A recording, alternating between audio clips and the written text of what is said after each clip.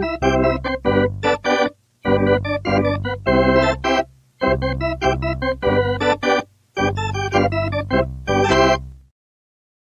right, Chaz, let's get right to it. Barely more than a week ago, you described the Reds' terrible, horrible, no good, very bad day in Milwaukee. There was intestinal turmoil. Matt McLain's hamstring wasn't getting better, and the Reds lost 3 of 4 in that series against the Brewers. Since then, the Reds have put up their first series win in San Francisco, their first series sweep against the Pittsburgh Pirates at home. So what happened? I asked Emilio Pagan that question, talking about just the week that was with the Reds, and he said, well, Hunter showed up and pitched 8 2/3 shutout innings in San Francisco. Nick Lodolo came out the next night and was nearly just as good. On Friday night, Elly, with his speed-stealing third, forcing the throwing error, created 2 runs that were the difference in the game. Grand slam on Saturday, another gem from Hunter on Sunday. It's been a week that shows even when things feel shaky, true star power goes a long way. A good week and star power. Yes, the Reds have it. And a couple of notes just from the turnaround that I made. Before that San Francisco series, the Reds' previous 2 wins to that series in San Francisco against the Giants were the 11-run game against Milwaukee and the 14-run game against Texas. Since those offensive explosions, the Reds' offense has basically done just enough, but enough when you have the pitching that the Reds have had so far is nothing that's out of reach, because in the 5 wins the Reds have in those 2 series, Reds pitching allowed a total of 5 runs across those 5 games that they won.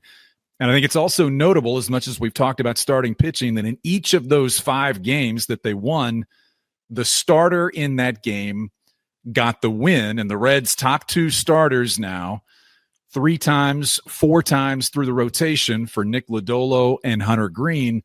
Your top 2 starters, that 1-2 punch we talked about, have a sub-1 ERA. That all adds up to be a pretty good recipe. The strengths and weaknesses of this team are starting to emerge. And hey, if you want to feel optimistic on this Monday, it's actually a very similar profile to last year's Kansas City Royals. A superstar shortstop, another batter too that can get hot, maybe with some solid pop when they're feeling great, can help provide some support there. But then just a really strong top of the rotation, and Hunter Greene's even better than Cole Reagan's. Not to keep going down that comparison. The Reds, again, we have a very clear feel for who they are. The only reason it has a chance to work, though, is because of the star power at the top of the roster. And I mentioned my conversation with Pagan. That's what it kept coming back to with Pagan as he talked about what the Reds did over the last week. There's a lot of different factors, in my opinion. Some guys are just naturally blessed with unbelievable physical ability. There's also guys at the top that maybe aren't the freak athletes or the physical specimens, but they've got the mental side kind of super dialed in and understand who they are. They don't really deviate from that. In our case, we've got arguably the best pitcher on the planet right now on our team, and probably the most electrifying position player on our team too. So, and they've both kind of done both sides of it, Elly's come a long way mentally in how he approaches the game. Hunter, you could say the same thing, but they both have the physical attributes that, scouts kind of drool over for the last 100 years. So we're fortunate to have those 2 guys for sure. I was talking to Trevino about this, and they're not Judge and Soto yet. But the idea of it, and you guys have a lot of good players in here, but the idea of having guys like that, what's good about that kind of model of a team? The model of a team that does have those dogs who everyone knows. Yeah, number one, it's just good for the game. Each sport needs kind of those guys to kind of carry the torch per se. But for an individual team, if you got guys that everybody has a ton of trust and belief in, it just kind of takes the weight off everybody else. And I think those 2 guys are aware of that, and they enjoy carrying that weight for everybody else. They carry that weight for everyone else. There it is from Pagan. And I'll circle back to something he said a little earlier in that too, which is the mental side. And that's what it's always been for, in terms of the next steps for these two incredibly talented guys. On Friday, there was that ball in the dirt that Elly read perfectly. He went just in time to get a great break on third base and then force the bad throw. Elly scores, Steer scores again. That's the difference in the game. That's it all coming together again for these incredibly talented players. Here we are back for Power Stacks with Giesenslaw and Goldsmith, proud members of the Growler Podcast Network. Coming up on the show this week, some of the things we've already touched on. Yes, the Stars are out in Cincinnati, no doubt about it. It's happening right now at Great American Ballpark. Also, it's not always, Chaz, as we know, it's not always good vibes only, but that started to change some in the Reds clubhouse too. And Terry Francona, Roberto Clemente, a tale from Western PA, we'll have that, plus a little fixer-upper in the Reds dugout. That's my ode to the city of Waco, Texas, and fellow Baylor Bears, Chip Gaines and Joanna Gaines. You're probably completely checked No, it's funny. No, I know what that show is. Are you good on fixer-upper? Well, I haven't watched it, but I'm familiar. And so, like, what I wrote in the outline was like Tito's Home Improvement, which is like no one watches that show. So, but then you improved that to a more popular home improvement show that made it an even stronger reference. Yeah, listen, it's a proud moment for the city of Waco and Baylor Bears everywhere. All right, let's go back to star power because we've established, you heard Pagan say it, stars matter in sports. Stars matter. You like to think that you can build something with a collection of good players, and sometimes you can. But when it gets down to it, stars matter in sports. And so the obvious question for the Reds is, how many stars do they have? I think that's a fair question. I think we know specifically the two that he referenced are stars right now. They're no longer good, young, talented, exciting players in Hunter Greene and Elly De La Cruz. But the Reds may have more stars that will advance beyond the good player label to stars at some point this season. But just following up on what Pagan said about what stars do for a team, they breed confidence. They breed a belief. And if they're the right kind of stars, they lead in the right kind of ways. And I think that's what we've started to get a feel for in the Reds clubhouse. It sounds like even established players in the Reds clubhouse want to follow the young stars that the Reds have. I know it's still very early in the season, but there was some legitimate pressure coming off of that Milwaukee series and coming into San Francisco. I mean, it irked at them that they just can't beat the Brewers. And that's a conversation they'll have to circle back to another day. And that series just weighed on them. As tough as it was, the Brewers had their number again. They outplayed them. Then on top of that, all right, now you're in Sacramento. All right, you're in this scoreless game. You're playing better. But it was an unbelievable crowd there on Monday night. And Greene even alluded to this. Like he said, I tip my cap to the fans. The atmosphere they created in San Francisco was great. There was real pressure. That's continuing over the course of a very young Red season that's still like you got to stack together some wins at one point or another. Not that it was getting late early, but they weren't pleased with how much light there was in the day of the season right now. And the fact that, like we discussed earlier with the specific plays, it was the calm. It wasn't just the calm. It was the wanting to be in those moments. Greene in the later innings on Monday, Elly with the bases loaded and the crowd chanting his name. You saw them just stay who they were and thrive in those situations that for April, I mean, those are some solid amount of pressure in April. Yeah. Let's do this one at a time. And we spent so much time on Hunter Greene last week, but I mean, how can you not talk about Hunter Greene right now and what he's doing and how he's grown and evolved? I loved the comparison you made last week to the 4-year college player kind of showing up for his senior season and taking off. Terry Francona about Hunter Greene. And this is also enjoyable for me to see Francona's reaction to Greene and De La Cruz, having only seen it from a distance and only seen it, part-time in his other stops the last several years when he's been in Cleveland or when he's been off, when he was in retirement. But he said about Greene, I think you're seeing a good young player find the next gear. And you talked to Derek Johnson again about Greene and finding that next gear, but it's also about I've tried to articulate this before and haven't done a very good job of it. What you just said and what Pagan said, carrying that weight and embracing that and wanting the moment. It's like talking about the guy in basketball who wants the ball when the clock is winding down. That's kind of what the kind of focus that Greene has brought to this title of ace that he's embraced so far in this rotation. So Hunter made the leap last year. I think he had the best batting averaged against him. Like, he was already awesome, but he had kind of a slower start, and then maybe he'd have, and he still will have bad days or two mixed in. He didn't have a great spring training. What Derek Johnson said has been the difference this year is in terms of the consistency and the focus and the effectiveness. Hunter is just unbelievably consistent in a way that you would expect from a guy Derek Johnson said is going to be one of the best pitchers in baseball. And a guy Johnson said is that now. And like, I was having a conversation with Hunter in the clubhouse on Friday, and we were just kind of shooting the breeze, talking about the start in San Francisco. And then we were talking about Lodolo and what he's doing. And I said, Hunter, it's really cool to see you and Nick, to see you guys doing exactly what you said you were going to do and being the pitchers exactly you said you were going to be. And he was like, man, we just needed time. They were rushed to the big leagues so early because circumstance, because they were ready for it in a lot of ways, but also the Reds didn't have a lot of options. And to see them grow, I think for everyone, and Derek Johnson alluded to this too, has just been a really rewarding process. Well, it was DJ who brought up a few seasons ago prematurely, and he knew that, but brought up the Braves rotation of the 90s, I guess it was the 90s, of Maddox and Glavine and Smoltz, and he kind of threw that out there to Greene, Lodolo, and Ashcraft at the time.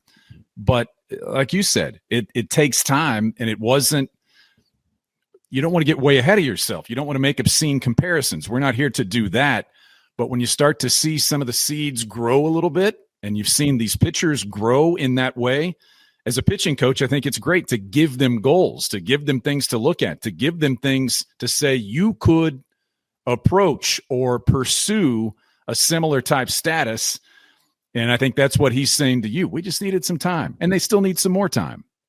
But they're also at that level now where there's still not even more leaps for them to take. It's not that they pretty much have arrived. I think it's fair to say that they are the kind of guys who can go out and win you a playoff series right now. We talked about it with Greene. Lodolo, he's pitching Tuesday night. I had a long conversation with him on Friday about coming back on what he learned from all the injuries he dealt with. And he said, one, he hadn't been able to train for a full offseason basically since his rookie year. But two, most importantly, through the calf, through the finger, through all the little things that he's dealt with, he actually learned, all right, this is the rehab training program I need. He said, I figured out what I had to do, even things as little as filing his finger every day to build up the callus there so he doesn't get the blisters. And it's like all of these little things like that actually are the difference between being like a good young starter and just a really good starter. And again, the Reds team has flaws. I'm pretty concerned about this offense still. But they've got Greene and Lodolo, and of course Elly and McClain will come back, and some other guys will probably get into more of a rhythm at the plate than they are now. And that is their vision for the team that they're trying to be. All right. Austin Wins, I saw also talking about this group, said this can be a nasty team. Hunter Greene can be nasty when he's 101 in the 8th and 9th inning. Hunter Greene can dominate that way. We know Elly De La Cruz can dominate in the same way, but what we also know about Elly De La Cruz is he also loves the moment. He also feeds off the crowd. From the games he's had at Dodger Stadium to some of the games that he's had in front of the biggest crowds at Great American Ballpark, he had one of those games, one of those moments early in this season. Of course, wouldn't it be on switch hitting Elly De La Cruz bobblehead night? What about De La Cruz in that moment? What did you see and feel in the ballpark? It was a beautiful thing. First, of course, it was like a classic Elly moment, right? Everyone's chanting his name. He hits the grand slam. We've seen it a million times. It's funny. The story I ended up writing was I talked to Lux and Trevino and Francona because it was their first time seeing it. So what was that like? But what was beautiful about it was Elly easily could have given up the right-handed swing years ago in the minor leagues. He knew he was going to make it from the left side. He was like, no, I want to do this. And he enjoyed that challenge and that process. And it took a lot of extra work. It takes a lot of extra work to maintain a right-handed swing alongside with the left-handed swing. And Elly was willing to do it. And he earned his right-handed switch hitting bobblehead. It was just a couple days ago, he got intentionally walked from the right side of the plate. And then to homer from his weaker side, it's funny. Like, I was thinking, which bobblehead would I have rather had, the left or the right? It's like, oh, left. He's better from the left side. But after he homered from the right side on switch hitting bobblehead night, I think I actually now would rather have the right-handed hitting bobblehead. That's pretty cool. Okay, as we wrap this thing up, this is, we're so early in the season, but early in the baseball season is also tax season. And so they say, what are your certainties in life? Death and taxes. For the Cincinnati Reds, mid-April, is it safe to say that one thing we know is that this team can succeed following two stars, Hunter Greene, Elly de la Cruz? Is it death, taxes, and those two players for the Cincinnati Reds right now in April? One, yes, it is. That probably is a formula that'll win you 78 games. What the rest of the season about is how much Elly and Hunter's confidence can kind of spread and trickle across through the rest of the team. Like, at this point last week, I don't think the Reds looked like a confident team. And even now, there are some hitters who probably aren't still as confident as they need to be. But I really did see a group that kind of had not just its head up, but kind of its chest out a little more this week. Mm-hmm. As I had conversations in the clubhouse kind of about what the moments that Elly and Hunter had meant for the team, they talked a lot about that, about how it kind of just gave this team a fresh start and helped with the overall confidence level. Here's a clip from Jose Trevino talking about the impact that some big moments this week had on the confidence of the team. We're moving. It's moving fast too. It's moving fast. The guys are starting to believe that we have something special here. Not to say that they didn't think that when we got into spring training, but now that it's in the season, they see that we can compete, we can play with every single team that's out there. We got a chance to win every single game, especially with the way our pitchers are going right now. How big was the last week for just momentum for you guys? You try not to look at that stuff, like as a weekly thing. You take it for what it is, the day for what it is.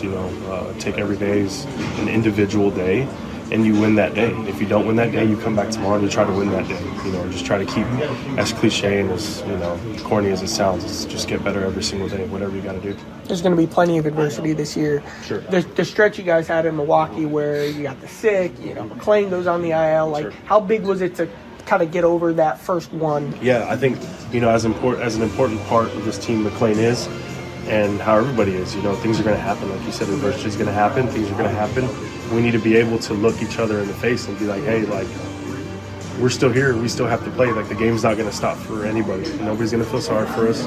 Nobody's going to say, all poor Cincinnati Reds. Nobody's going to do that. They're going to come out there. They're going to try to beat our teeth in, and we got to be ready for that no matter what. I think the Reds were missing a little of that last year, and Trevino is a great source of where a lot of that comes from. I do think a huge part of this conversation, especially behind the scenes, is, all right, it's kind of Elly's turn and Hunter's turn and McClain and Steer, Lodolo. Let's start kind of them being those guys, too, who are rallying along with it with Trevino. And, again, that's kind of one of the key stories to watch this season, how much they can set that tone, the real best players on the team. Again, that could be the difference between 78 wins and 88 wins. We are well into Charlie's notebook. That had to be the first topic in Charlie's notebook this week. And I wanted to follow up the Trevino sound. I love the few conversations that I've had with Trevino so far. I've loved watching him in the little bit that I've watched him so far. The injury to Tyler Stevenson, could have been one of the worst things to happen to this team out of the gate, not only from his bat in the lineup, but also from his familiarity with the pitching staff and being part of the growth that we've talked about with some of these guys so far. The Reds clearly saw some things early in spring to get Trevino the deal that they got him to keep him here. But when you have a guy who's been on teams with star power, the Rangers, the Yankees, and has been given an early season opportunity to be featured more than he would have been certainly if Stevenson had been healthy, how does that all look in terms of fit for the Reds right now with Trevino on this roster behind Stevenson? So, I've been watching baseball for a long time. Specifically, I've been watching the Reds for a long time, and I don't think I've ever seen a pitch caller quite like Jose Trevino. What way? the way he sets things up, the way he's playing the game, the way he can rally in a pitcher, the way he just kind of moves back there. Like there's just a presence that he has back there that it's almost like it calms you down. It makes you focused and locked into the moment. Like I talked to Nestor Cortez of the Brewers in Milwaukee last week, and he said, I pitched my best throwing to Jose because I've never seen anyone in sports prepare like that. And like, that's who Jose Trevino, like, I think it's just fun to watch. Like if you're watching the Reds tonight or tomorrow night or whatever, just like watch Trevino next time a guy's on the mound, because it's just different.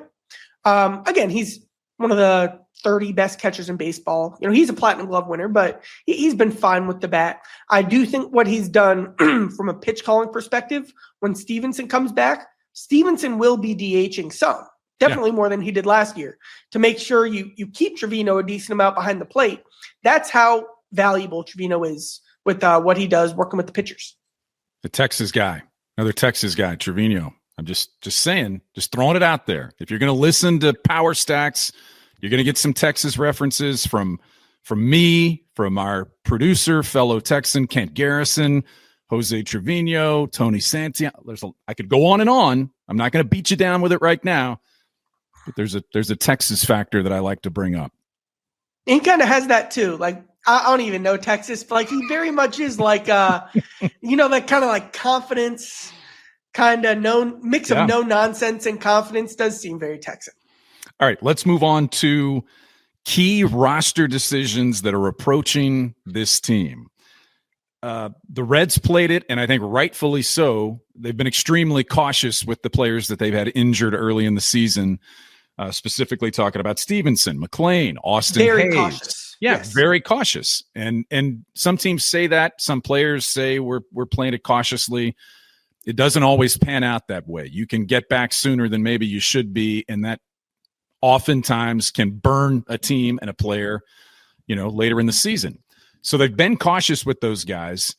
Is Tuesday a big day in terms of roster decisions and guys presumably that have been hurt that could be back?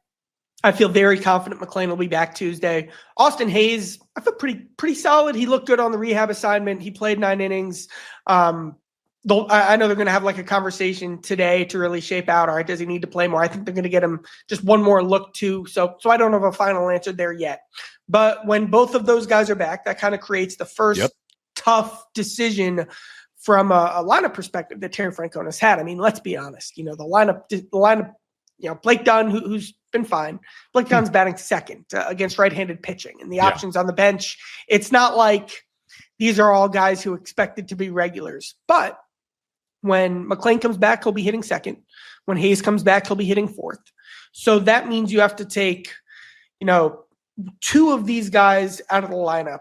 Candy, who looks poor. CES, who's chasing more than anyone in baseball. Steer, who I think will be fine. I'm the highest on Steer, but of course, like the 130 batting average looks terrible. And he was coming back from the shoulder. Espinal, Dunn, and Fraley, only 2 of those guys can be in the lineup. And again, like the low guy there is Dunn, and he was just hitting second for this team. What type of decision does Francona make there? Does he kind of stay with the David Bell approach of rotate 10 guys through 9 spots? Does he do something as drastic as Candelario? You're not playing like one of the best 9 guys right now, even though the back of your baseball card suggests otherwise. We're about to learn a lot about Terry Francona, about how he values small sample sizes, about how he values offense versus defense, about how he values experience and track record versus what have you done for me lately. This is about to be a very, very notable, even throwing Noelvi Marte, who I think probably, I don't see him starting every day for the Reds right now, but I mean, he looks a lot better too. And he, could be not that he will be, but like you can make a case that he deserves more of a shot. So it's about to become one of those interesting boiler point moments for Terry Francona as a manager.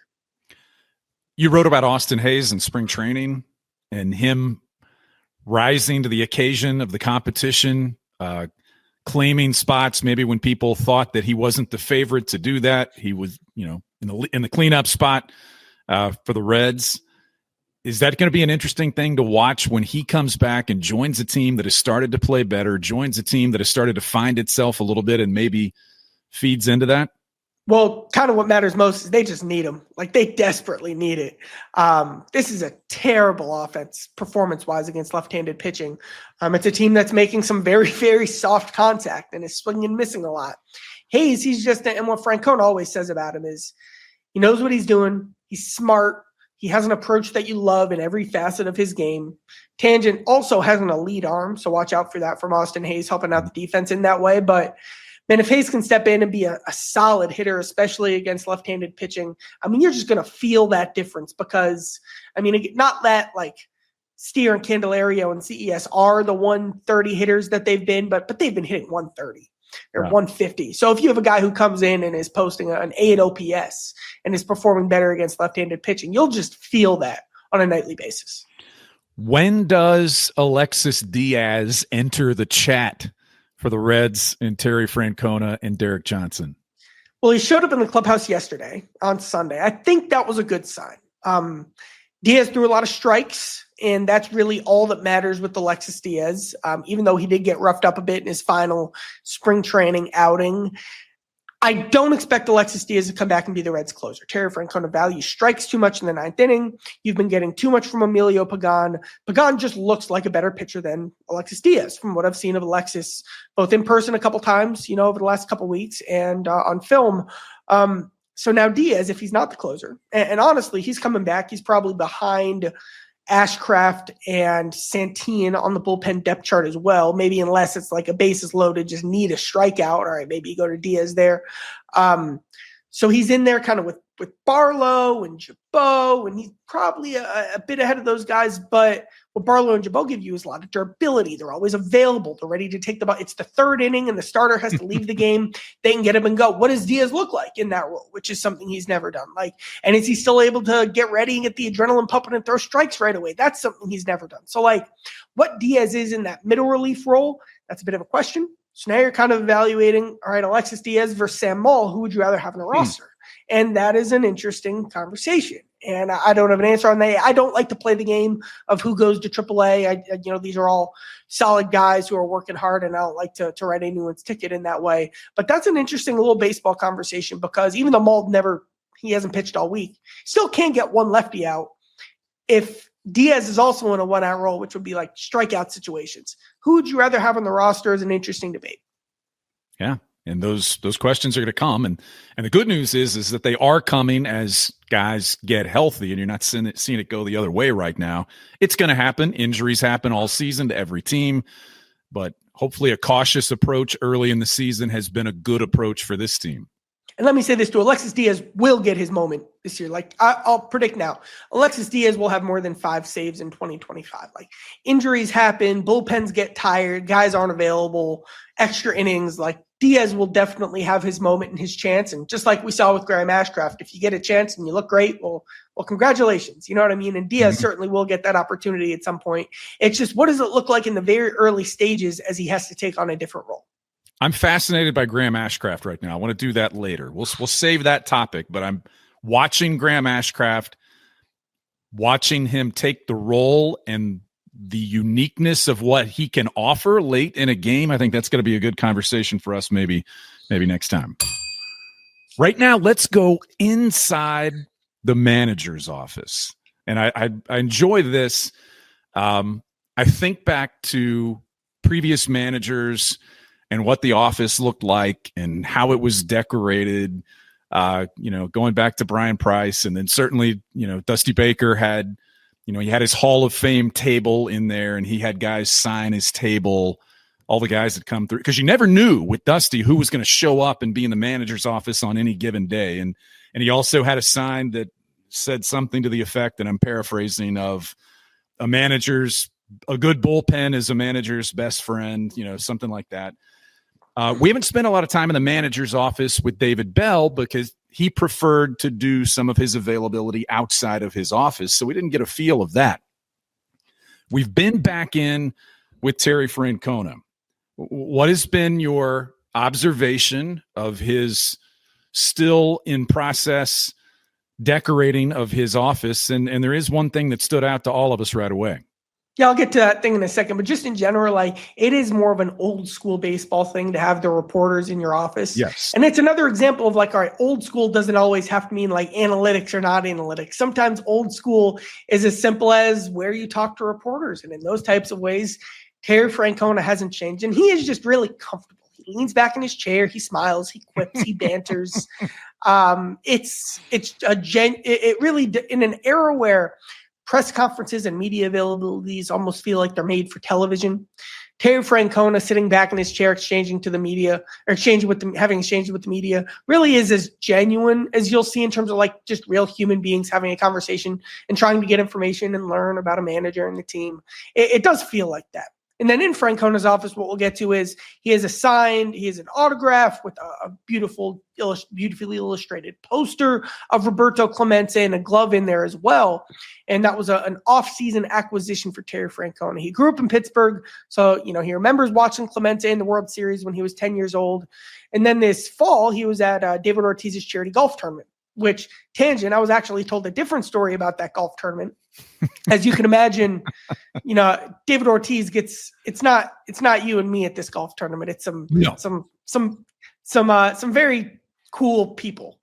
And I heard the story about how all those cool people were just gravitating towards Terry Francona at that golf event. Like he was like the center of the room with all of these unbelievably accomplished and famous and talented figures in baseball and beyond. But anyway, Francona's at this golf tournament and he says, you feel like you ought to do something. It's for charity. He had just gotten this job and he knew there'd be nothing in his office and he had to get something that was in his price range. And the Roberto Clemente poster glove autograph combination, that was in his price range. He does say it's pretty cool. I love it. Of course, the story makes sense, but also he knew what he was going to spend. Well, if nothing else from that conversation, I'm glad we've established the hierarchy that you and I are not the cool kids. We're not I don't know who's like, we're not Ken Griffey Jr. I don't know if he was there or not, right. But breaking news, Brian and I are not Ken Griffey Jr. or Manny Ramirez or Bronson Arroyo was probably sure. on the invite list. I don't know if I haven't talked to Bronson lately. I don't know if he went, but yeah, that kind of crowd, that's not us. Yeah. I mean, we have a great time, just different social circles. Yeah. Different social the circles. all-time baseball greats. Yeah, and your new background might elevate you a little more in the cool kids conversation because you actually have a little something behind you now, so that's good. But it's very cool, and I know the Pittsburgh guys are fascinated when they were in and see Clemente and a Western PA guy in the manager's seat, and those are good stories. What about, you alluded to this earlier, on a previous Power Stacks, there was the story of Terry Francona trying to figure out what he was going to sit on and where he was going to sit during games in the dugout at Great American Ballpark. Has that conversation that started there, has it grown some in terms of what's happened? Significantly. So what Terry Francona didn't know at the time was that he wasn't going to sit. And if you're watching a Reds game, you can find Terry Francona on the top step, really the top step of the rail. And he's got his arms kind of hung over and wedged nestled into the, I guess you want to call it the space between the cushion pads that go over the rail. He puts some paperwork, but then there's some other paperwork, matchup stuff, bullpen stuff, that every manager has in front of them. And Francona realized that the seat and kind of one of the stanch, call it like a music holder in the dugout, that's like all the way down the steps in the bottom corner. Well, that's nowhere near where Francona is. So we have two photos here that we'll show on YouTube. We got the first one. Here's David Bell, and as you can see, he sat on the bench. He kind of had that music holder right in front of him, kind of positioned like a school desk almost, and that's where he would have all of his color-coded spreadsheets and whatnot. Now, photo number 2, here's Terry Francona. They've made some big changes. As you can see, the music stand is attached to not the bench where he sits, but the rail with the padding right next to where Terry Francona's left arm would be. So instead of having to turn completely around and look down to find it, he now looks to his left at the music stand that's elevated, not by the seat, but by the rail. And that's where he finds all his paperwork. Now, you might be wondering, well, how did they get the music stand from down there to up there? I was wondering. So after I walked out from, the open clubhouse, I see Terry on, I believe, Friday. I see Terry Francona, Freddie Benavidez, and the grounds crew surrounded by it. And then they take out their power drills and, they unscrew and they're doing a full, home renovation type thing where they're, taking out this bolt and putting in that bolt. And, and this is the grounds crew at the direction. Grounds crew's doing this. Okay. Of Terry. Terry kind of said what he wanted, and then Freddie kind of oversaw the project. What they don't tell you about being a bench coach is, stuff like this. But now the information is exactly where Francona needs it. It was, I watched. It was right during batting practice. It was a lot of impressive, solid mechanical work from this grounds crew. So a shout out to a job well done from them. I like the remodel. Listen, you got to make everybody's got to make their space their own, right? From his office to the dugout, you're going to be in that space a lot over the next 6 months. You got to make it your own, and I'm glad he was proactive. We'll put it that way. So that's fantastic. Let's get into now what's coming for this Reds team. And so after this little run of kind of resetting their season with this little run of success they've had the last 2 series against San Francisco and Pittsburgh, you stay home for one more series and you get the Seattle Mariners. So back to a team that's, unfamiliar in some ways because of the division and the location. But right now, Seattle's last week has kind of mirrored the Reds last week. They took 5 of 6 from the Astros and the Rangers to get back to 500, the same way the Reds got back to 500. As far as where this series goes for the Reds to wrap up this homestand, you're going to start with Nick Lodolo, which is a fantastic way to start, and they'll see an old friend in game 1. So before we get to the Mariners series, let's kind of peek a little ahead first to show what's at stake here. So after the Mariners, you have the Orioles, whose pitching staff is in a very precarious position. Then you face Miami. Then you face Colorado. Then you face St. Louis, that has a bad rotation. Then you face the Nationals, who I don't like their rotation. Then you face Atlanta, who pitches well, but then Houston has had some injuries in their rotation. And then you face the White Sox. So after this, you're going to get a lot of opportunities to face some very hittable pitching. Okay. But first, before you get there, you're going to face 3 of the top pitchers from the best rotation in baseball, starting with Castillo. When you look at the guys they're facing this week, this is a rotation that's even stronger at the top than what the Reds have with, maybe Greene's the best pitcher of the group, but their top 3 and definitely top 5 is the best in baseball. It's better than the Reds, who have one of the best in baseball. So especially with reinforcements coming back, if we really want to evaluate on a high stage versus high level pitching, what this offense is, this is the series it's going to show. Can they really hit when the pitching gets tough? I don't believe they'll see Logan Gilbert, who, as you'll recall, was number 2 on the early season starting pitching power rankings, but that speaks to the quality and depth of the Mariners rotation, that you still look at the strength of their team and see the rotation, and the Reds probably won't see Logan Gilbert. Yeah, Logan Gilbert's definitely their star, but we all know Castillo. Bryce Miller's another guy. Kind of can do a little bit of everything. He's been an unbelievably quality pitcher over the course of his career. And Brian Wu was a top prospect with electric stuff, who has just lived up to the hype from translating that stuff into quick success. So, the Reds aren't having Hunter Greene in this series either, so that'll be a little bit of an equalizer. But as I pull it up even more, like Miller's ERA was 2.94 last year and 180 innings. Again, what I like is he can do a little bit of everything. Castillo, we all know the changeup. Wu, like I mentioned, I believe he has some of the best pure fastball velocity outside of Hunter Greene. He's really strong in that category. So, again, Reds, can you hit? Can you hit when you've got some reinforcements back? Tune in this week on FanDuel Sports Ohio. I love that. Thanks for the tease. That's awesome. For the pregame show. The pregame show and the postgame show as well. Yes. We welcome everyone. And we'd like to encourage people to continue to watch the shows, and certainly the quality of the baseball certainly helps all of us. We all have a better time with that. Chaz, I think that's it. Let's do the reminder in that you would encourage people to do what with Power Stacks? Well, first, as I always say, please tell your friends. Tell your friends. But then subscribe, share. What am I missing? All of those things on Apple, YouTube, Spotify, YouTube. Check out the YouTube if you want to see when Charlie references photos and things like that. That's always fun, but we're rolling. It's good. And we're going to get going, and we're going to keep going. So thanks to my partner, Chaz, our producer, Kent Garrison, We'll see you next time on Power Stacks with Giesenslaw and Goldsmith.